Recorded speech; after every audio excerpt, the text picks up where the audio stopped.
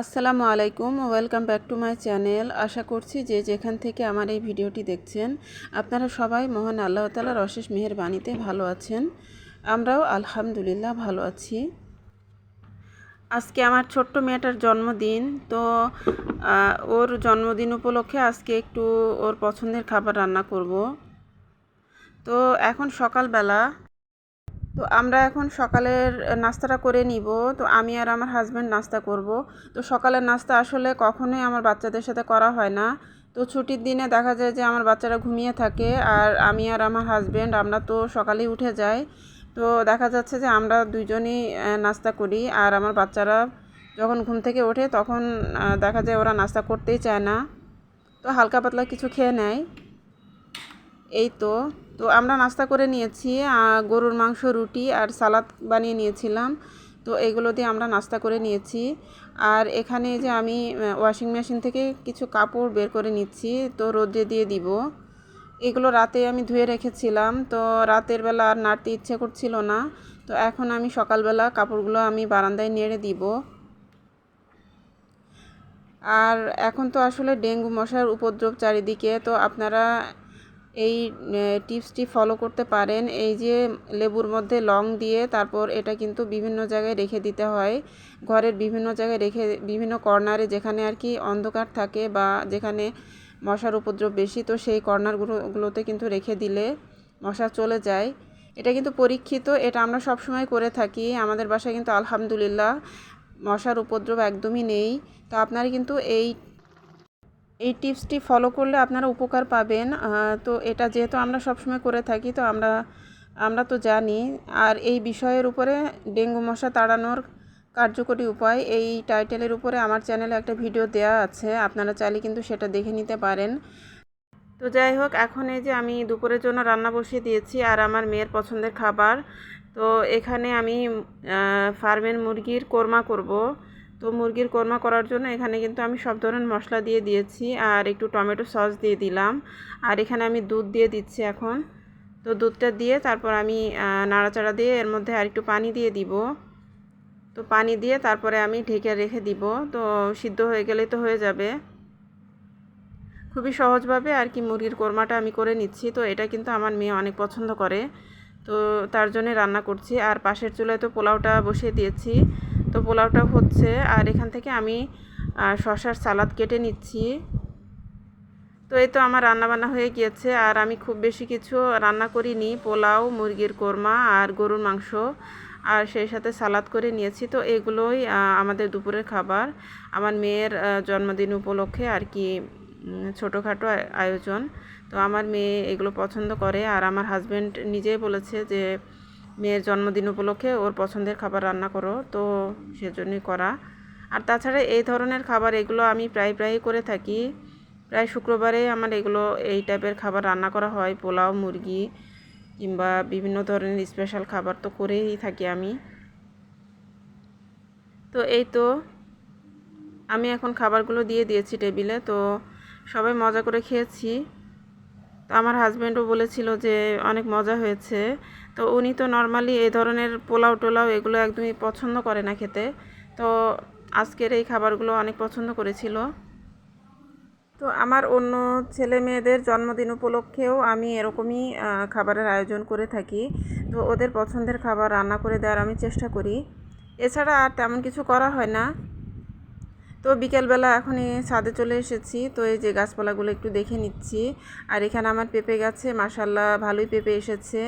আর এই যে আমার মিয়াজাকি আম গাছ, আর এই যে আমার এখানে বরই গাছ। তো এই বরই গাছটা কিন্তু মাশাল্লাহ অনেক বড় হয়েছে। আর এই বরই গাছের প্রত্যেক বছর শীতের সময় বরই আসে। তো বরই আসার পর যখন বরই সিজন চলে যায়, বরই শেষ হয়ে যায়, তখন এই বরই গাছের ডালপালা সব কেটে আমি একদমই ছোট ছোট করে দিই, একদমই ছেটে দিই। তো তারপর আবার এক বছর ঘুরে আসতেই আবার ডালপালা ছেড়ে গাছটা আবার অনেক শাখা পোশাখা গজিয়ে অনেক বড় হয়ে যায়। তো এই যে এখন সন্ধ্যার পরে আমার মেয়ের জন্য একটা কেক আনা হয়েছে। তো ও যেহেতু ছোট মানুষ আর ও কেকটা অনেক পছন্দ করে, তো এই জন্য ওর জন্য আসলে কেক আনা হয়। আর আমার অন্য ছেলে মেয়ের জন্মদিনে কেক আনা হয় না, কারণ ওরা কেক পছন্দ করে না, আর ওরা কেক আনতে বলেও না, কিন্তু আমার ছোটো মেয়েটা আবার কেক আনার জন্য অনেক বায়না করে, তো ওর জন্য কেক আনা হয়। যেহেতু ও ছোটো মানুষ আর ও ছোটো বাচ্চারাই আসলে এই ধরনের কেক কাটা এগুলো পছন্দ করে, তো এই জন্য ওর জন্যই আনা হয় কেকটা। তো এই তো কেক চলে এসেছে, আর এখন এই যে ও অনেক খুশি হয়েছে। ওর নাম লেখা আছে কেকে, তিহা। আমার মেয়ের ডাকনাম তিহা, আর আমার বড় মেয়ের ডাকনাম তিহা। তো এখনও কেকটা কেটে নিবে। তো কেকটা খেতে খুবই মজা ছিল, আর এই কেকটা ডাবল লেয়ারের কেক। একদিকে একটা লেয়ার ছিল চকলেট আর একটা লেয়ার ছিল ভ্যানিলা। তো কেকটা খেতে আসলেই অনেক মজার ছিল। তো এই যে আমার মেয়ে এখন কেক কেটে নিচ্ছে। তো কেক কাটার সময় যে মোমবাতি ধরিয়ে হাতে তালি দিয়ে যেগুলো করা হয়, এগুলো আমরা কিছুই করি না। ওর মতন কেক কেটে নিয়ে ও খাচ্ছে।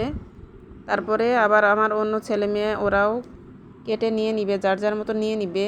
তো এটাই আর কি, এইটুকু আনন্দই আর কি ওরা করে, এছাড়া আর অন্য কোনো কিছু করা হয় না। তবে ওরা যখন অনেক ছোট ছিল তখন আবার একটু আয়োজন করে জন্মদিন পালন করা হতো, বাট এখন আর সেরকম কোনো কিছু করা হয় না, কারণ ওরা বড় হয়ে গিয়েছে, আর এইগুলো পালন করা ওইভাবে আসলে ঠিক না। তো এই তো ও এখন কেকটা নিয়ে নিচ্ছে। আর এই কেক আসলে আমার হাজব্যান্ড একদমই পছন্দ করে না, তো উনি তো সন্ধ্যার পরে চলে গিয়েছেন, আর এখন আমরাই বাসায় আছি কয়েকজন। তো আমার ভাইও এসেছিল, ওদের মামা। তো আমার ভাই, আমার ছোটো ভাইয়ের বাসা পাশেই, তো ও এসেছিল। তো এই তো আমরা নিজেরা একটু কেক কেটে এখন খেয়ে নিব। তো আমার অন্য ছেলেমেয়েরাও কেটে খেয়ে নিবে। আর আমি আমার নিজের জন্য একটু কেটে নিয়েছি। তো আমিও আবার কেক খেতে পছন্দ করি, বাট আমি খাই না, খুব কমই খাওয়া হয়, কারণ আমাদের তো আসলে এত মিষ্টি জাতীয় জিনিস খাওয়া এখন ঠিক না। এগুলো আসলে বাচ্চাদের খাবার, তো বাচ্চাদেরই খাওয়া উচিত। আর আমি কেক খাই, খুবই কম খাই।